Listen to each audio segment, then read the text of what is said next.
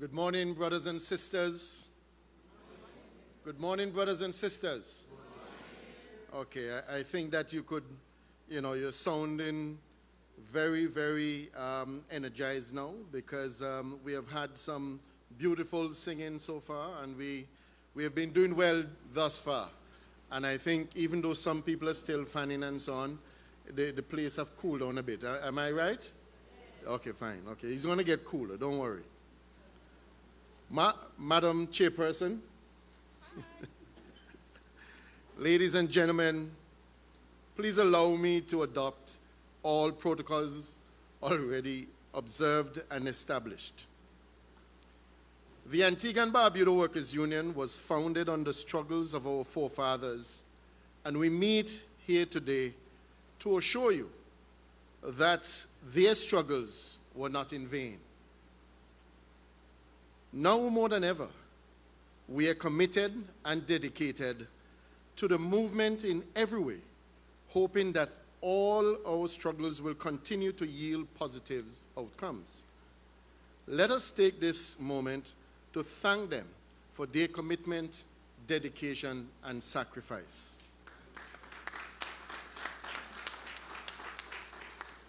Brothers and sisters, delegates, friends, and well-wishers, as we meet on this, our 56th Annual Delegates Conference, to celebrate our past achievements and to plan for the future, it is incumbent of us to survey matters of major importance at the international, hemispheric, and regional levels. As we look around us, it is very clear that there are struggles in every facet of work, living, business, as never seen before. Let us take a look at the international level and the four major factors we need to pay attention to. One, the balkanization of the world with the possibilities of escalation of conflict.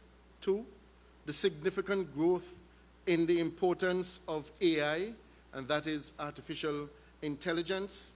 Three, the continuing impact of climate change. And four, inflation. The recent links being forged between the African Union, China, and Russia, and the bonding taking place between Africa and Caribbean, especially the formation of the digital bank being developed, is likely to be a game changer. This new trend in banking has and continues to affect our society in many ways. One can appreciate the convenience of banking functions being available. However, much of this new digital banking is a struggle for our seniors and their cash deposits. The geopolitical atmosphere, which we are currently experiencing, is fraught with threats around which we have to navigate. One of the major threats is the impact of the American dollar, which is so important to our economies, as any significant increases in the cost of doing business would prove very harmful to our cost of living in Antigua and Barbuda and our workers' stability. The rapid growth of artificial intelligence, AI, and its ramification for workers is a great concern, as AI is expected to see an annual growth of 37.3% from 2023 to 2030. With the advent of powerful computers, increased storage capacity, and faster data processing speed, these machines are displacing workers because of the ability to automate tasks that are previously performed by humans. This automation not only saves time and money, but also increases efficiency and accuracy. Workers, beware. However, the role of a well-trained communications officer on the union's team becomes of extreme significance. We need to ensure that our governments introduce AI into our society to effect positive changes to include improved health care and increases access to education, which would empower us to think creatively and push the boundaries of human knowledge and achievement.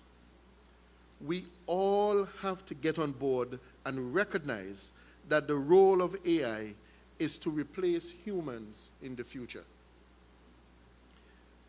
We are all now being exposed to the threat of global warming, the dangerous hurricanes, heat waves, floods, earthquakes, and volcanic activities are all taking place and wreaking havoc across the entire world. Warmer temperatures, like we are feeling today, over time are changing weather patterns and disrupting the usual balance of nature. This poses many risks to human beings and all other forms of life on Earth. Water is becoming scarcer in more regions. Deserts are expanding, reducing land for growing food, and many people now face the threat of not having enough water on a regular basis. Many of the consequences of climate change will increase hardship for us humans and our working class. It will disrupt the natural, economic, and social systems we depend on.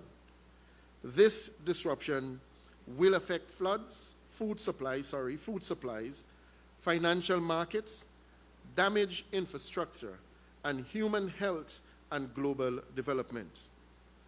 Brothers and sisters, honorable delegates, ladies and gentlemen, we have yet another struggle, and that is inflation.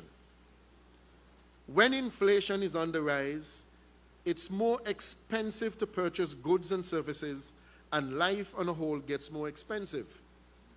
Inflation has far-reaching impacts across the economy to include loss of purchasing power, higher interest rates, higher price for everything, and usually economic growth slows. Typically, those with low incomes or fixed incomes feel the impact of inflation the most. We all have felt the impact of inflation for ourselves, as our monthly food bill and utility bills have all increased. The reality of this is that rising costs don't necessarily equate to rising wages, which means our homes face challenging times when inflation is on the rise. We know that inflation has reared its ugly head when supply and demand are out of balance. COVID-19 caused shortages in some high-demand products, and the advent of floods and other natural disasters continue to wreak havoc, limiting some basic household supplies. Inflation usually signals a higher interest rate for homeowners on fixed budget, and this will cause a reduction in spending on consumers will think twice before buying some items. Many are forced to make difficult choices as inflation rises. In some cases, brothers and sisters, inflation can cause employment crisis, as the corporate employer will see labor as too costly and will invest more on technology to replace workers. Brothers and sisters, ladies and gentlemen, as a trade union, we have to continue focus on the environment. There is now a dire need for us to negotiate tripartite pacts with states and the employers to further the use of wind, wave, solar, and other energy sources. These energy sources provide air quality, public health, and greenhouse gases emission benefits as they reduce the reliance on combustion-based electricity generation. Brothers and sisters, ladies and gentlemen, honorable delegates, the struggle continues. Our Caribbean society, post-1940s and the 1950s, created states in which ordinary citizens like us could depend on for almost anything. Our education, housing, roads, hospitalization, transportation are just a few benefits from those era. However, we can no longer hold fast to the fact that our islands and our region, and the whole world for that matter, in recent times have been faced with the struggle to survive. As a trade union, we have experienced failures and struggles. We have had our fair share of disappointments and challenges, yet they have not stopped us. Our courage, strength, and unity have carried and given us the ability to improve awareness of the importance of workers and to educate and strengthen ties internationally for the freedom of association. We are committed. We are dedicated. And we shall soldier on in the fight for workers and their rights, which are slowly being reduced by discrimination, high prices, disrespect by leaders, and wage theft. The future might look dim, but we will not give up. The Antigua and Barbuda Workers Union is assuring its members that we will continue to plan. We will be ready through training and development of officers and staff to continue our commitment to serve and assist in the well-being of our beloved nation. The Antigua and Barbuda Workers Union intends during this conference to take time to educate and deliberate the establishment of a severance fund law in Antigua and Barbuda. We all had a rude awakening as employers and employees from the COVID-19 pandemic, and it is this organization's goal to be prepared for any future disaster that would impact our livelihood. And I want to really say that again. I have to say this again for the emphasis of it. The Antigua and Barbuda Workers Union intends during this conference, during this our 56th conference, to take the time to educate and deliberate the establishment of a severance fund law in Antigua and Barbuda. We need it.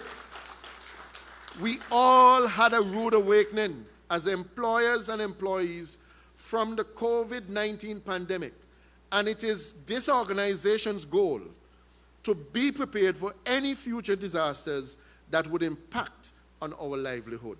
Brothers and sisters, this is serious. The struggle continues. Our dedication and commitment will ensure that we keep the fight going.